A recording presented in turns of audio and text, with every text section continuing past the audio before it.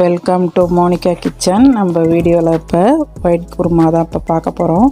இது வந்து தோசை சப்பாத்தி இது எல்லாத்துக்கும் சைட் டிஷ்ஷாக இருக்கும். இது எப்படி செய்யலாம் பார்க்கலாம் வாங்க, வீடியோக்குள்ளே போகலாம்.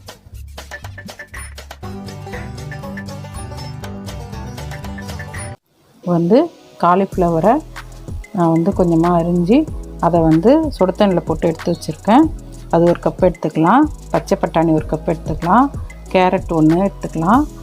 பீன்ஸ் ஒரு கப் எடுத்துருக்கேன். உருளைக்கிழங்கு ஒரு கப் எடுத்துருக்கேன். இது வந்து அப்படியே தோல் சீவிட்டு அரிஞ்சு வச்சுருக்கேன். இப்போ இது எல்லாத்தையும் குக்கரில் சேர்த்துடலாம். இதையும் நம்ம இப்போ குக்கரில் சேர்த்துடலாம்.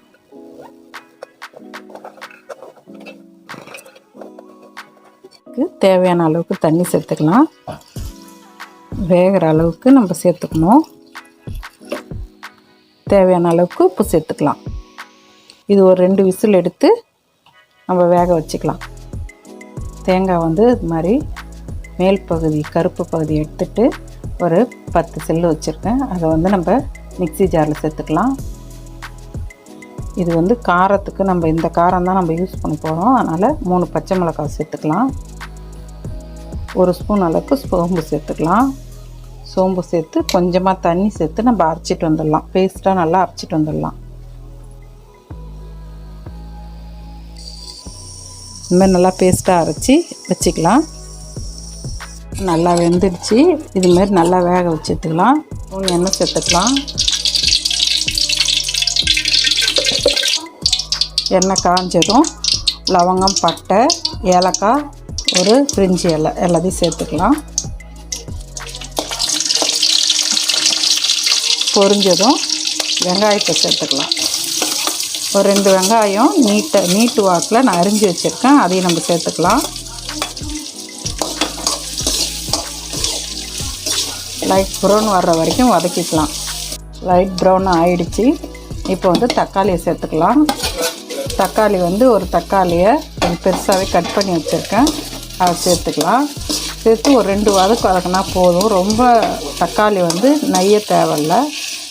தக்காளி வதங்கிடுச்சு. இப்போ வந்து நம்ம வந்து காய்கறி வேக வச்சதை சேர்த்துக்கலாம். நம்ம அரைச்சி வச்சுக்கிற பேஸ்ட்ரி சேர்த்துடலாம். பச்சை மிளகாய், தேங்காய், பெருஞ்சீரகம் எல்லாத்தையும் நம்ம கொஞ்சமாக ஜாரில் தண்ணி சேர்த்து அதையும் சேர்த்துக்கலாம். இப்போ நல்லா கிளறி விட்டுக்கலாம். இப்போ இதில் இருக்கிற நம்ம பச்சை மிளகாவோடைய காரம் தான் இந்த குருமாவுக்கு. அதனால் இது நல்லா கலந்து விட்டு ஒரு கொதி வரட்டும்.